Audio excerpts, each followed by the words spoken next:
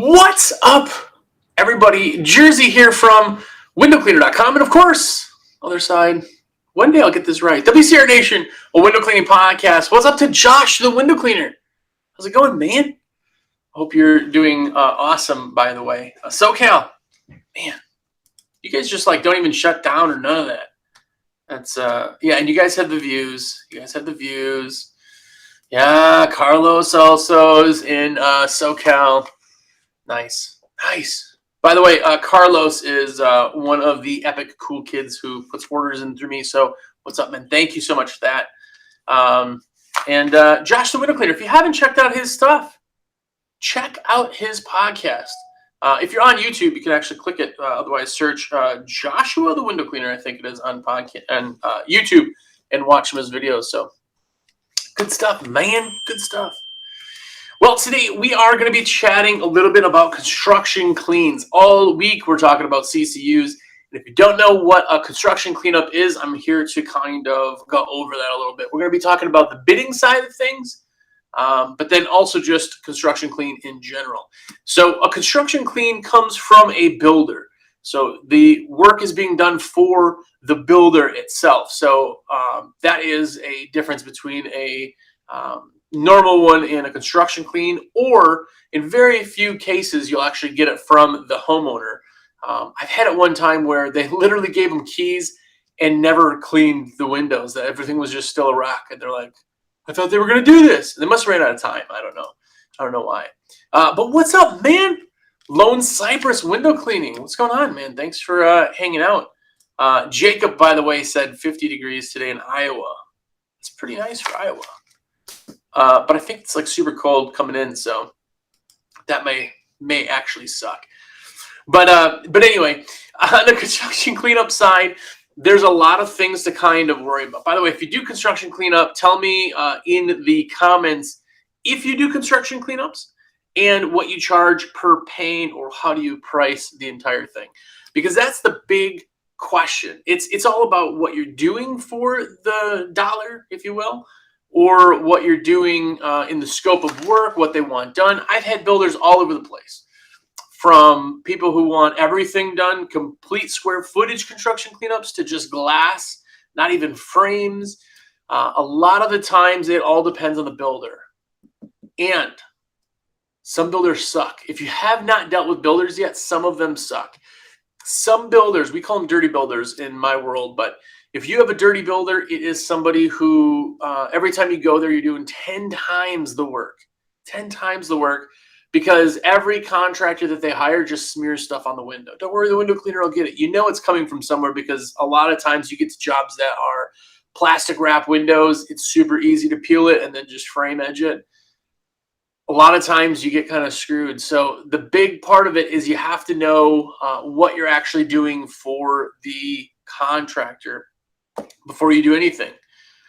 Yeah, Josh has said that it depends on what the situation is. Exactly. And if you haven't done construction cleanups, there's a really nice way to kind of get into it, is contact builders in general. You can type in the word residential builder or commercial builder or whatever, and get a hold of these companies that are doing building. Just say, hey, I'm a window cleaner. I would love to start taking on your construction cleans. You know, they want it done yesterday when they get it done. So being fast, if you're out 4 weeks, 6 weeks, 12 weeks, you're not going to be a construction clean guy. It just isn't going to happen. But if you have the open times, you certainly can. And it all depends on what you're doing to the glass. Now, almost every construction clean ever that I've ever done, pretty much everyone, has needed to be razored. Now, I don't want to start the debate between razors and non-razors. If you're not using razors, cool, high five to you, do what you need.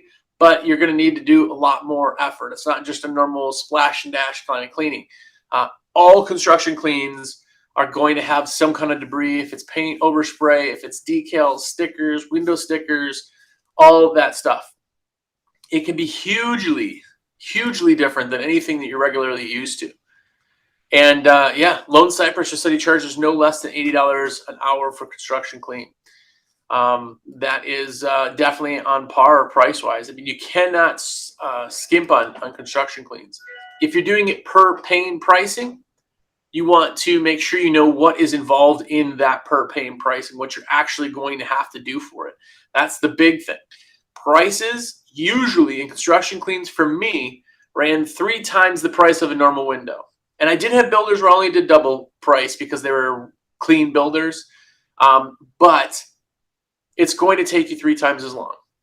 So you can certainly charge more. You can certainly do your first construction clean, just charge twice as much and see how long it takes you, what the builders are. As you build rapport too, a lot of times, every builder that I had when I sold my company was literally, they'd shoot an email. Hey, we have a project at 123 Fake Street. Has to be done by this date. I'd send them an email back. Awesome, we'll have the cleaners there on this date. Done, and I just send them an invoice. Because all of the builders know what you charge as long as you start building that rapport with them. And I've had it before where we had one where I don't even know how they did it. Maybe it was on a ladder or something, but a couple of the windows on the one side had, one of the windows was like where the bucket tipped over and it was just solid paint. And then another one was that one wall was oversprayed with stuff they were putting on the ceiling is the only thing I could gather. Like the paint from the ceiling was misted on the windows. And I would send that to the builder. Again, if you have a good rapport, I'd send it to the builder and just be like, hey, like, this is going to take me longer. I'm going to have to charge you more. And they're usually really good with that. So it all depends on the builder and it all depends on what you're doing for that price. But if you're doing just the glass frames, that side of it, at least 2-3 times price is good on construction cleans. Construction cleans are interesting because here's the other thing is that every single time that a window is scratched from manufacturing or from any other contractor, you're the one that gets blamed because you were the only one to touch the windows in their eyes. So make sure that your insurance coverage is on par. Make sure that you're covered, your CYA, cover your, and make sure your warrant or your scratch waivers are signed, especially if you're doing construction cleanup, because those windows are dirty from manufacturer, so they'll never see if there are scratches in them. So either way, definitely go check into that. Yeah, Josh just said that I always go and look at the job to bid too.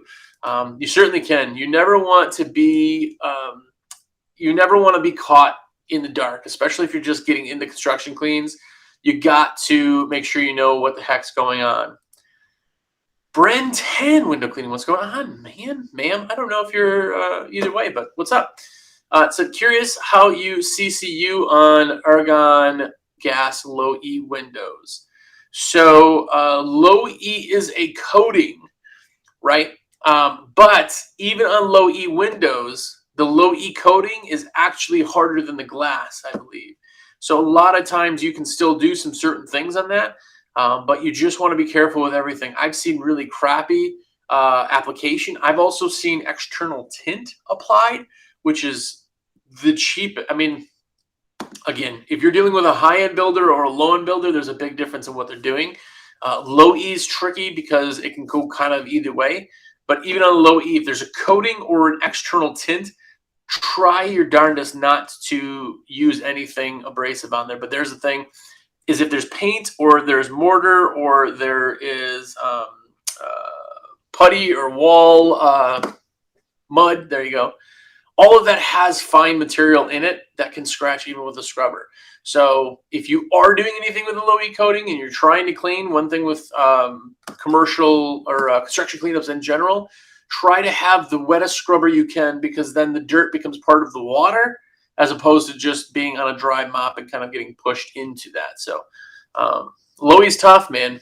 Just be careful with low E. I've had and heard some pretty crappy stories on low E. A lot of times my prices are too expensive for most contractors. I do that so it's worth it to do. I try to focus on maintenance jobs and normally tell them what it's worth to maintain. Yeah. Big thing in the construction clean side of things that I find absolutely amazing is that every builder that I've ever talked with, the pricing and the more urgency is more what they're worried about. But the urgency that I give them, when they hand over a home, they give a binder, usually like a book, a packet, a folder, or something with all of the brochures from everything in there in one spot. Here you go. And on the very cover of that, I have a letter that says, your windows were cleaned by, XYZ window washing. We'd love to get you on a normal maintain. Keep these windows up and keep your awesome new investment clean and sparkling and everything else. Then I put the information, our website, all that. And I'm telling you, probably, I haven't done the numbers on this, but I'd say probably half to 3/4 of them will always sign up for people. Oh, hey, we just moved into our house and you guys did such a good job. We want to get just. You keep them up from the beginning, nobody will ever go in. It's like advertising smoking to kids, right? If somebody starts smoking at 14 on a certain brand, they're going to stick to that brand forever. That's why they use cartoons forever. They actually outlawed that now, right? Because they know if you get them young, you keep them. Now, not with smoking in kids. Obviously, it's a terrible assumption. But when you get back into window cleaning, if you can start them, they just got this house. You're the only window cleaner that's ever touched those windows. Now you get them in for the long haul, and now you get an awesome customer out of it, which is really, really pretty valuable. Josh has said we attach our scratch waiver to the work order. It has to be signed to get in the schedule before we arrive. Exactly. Just do everything you can to cover your butt. Now, again, we're not talking scratch waivers necessarily today, but there is a big one with waivers that technically you can get around a waiver if they have the best legal team, but get it. The more things you have signed, the more things you kind of cover your butt for it. But you also don't want to scare customers by giving like a hold harmless type thing. On construction cleans, what's your process for concrete? Blade or solution? Always blade. There are solutions out there.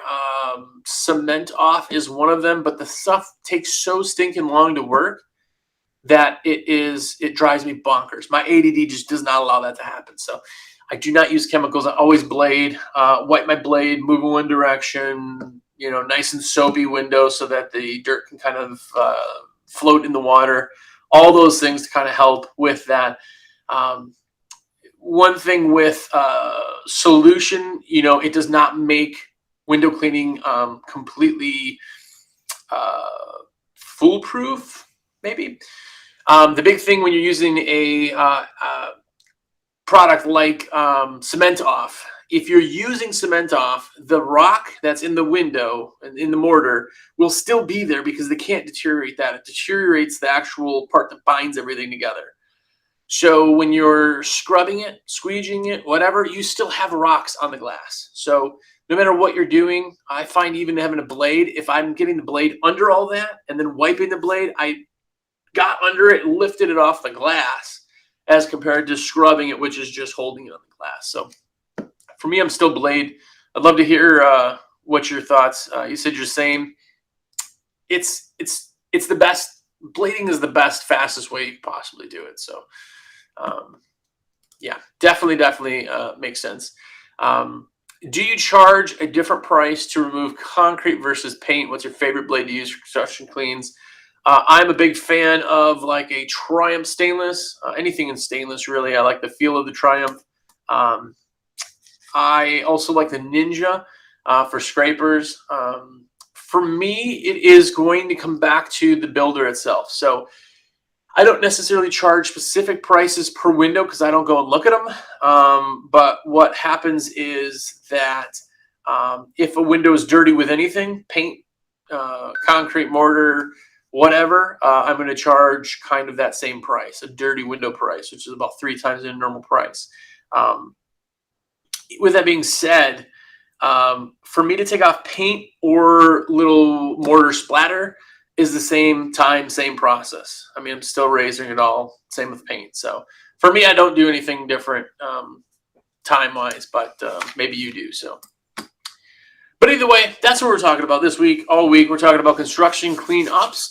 And if you guys have ideas for these, let me know in the comment section or shoot me a text message with an idea. We try to do an entire week of an idea just so we can stretch out the concept. But I'll be again on live tomorrow. Also, if you haven't checked us out on TikTok, I even hate saying that. TikTok's nowhere on TikTok am I dancing, by the way. Somebody sent me something like, oh, are you dancing? No, just TikTok tricks. tips and tricks. That's all we're doing. Search me on TikTok. Make sure to check out WCR Nation, the window cleaning podcast. And if you need supplies, I want to be your guy. That's what I do all day long. So let me know. Shoot me a text, 862-312-2026. I would love to be your rep. So let me know. And yeah, until tomorrow.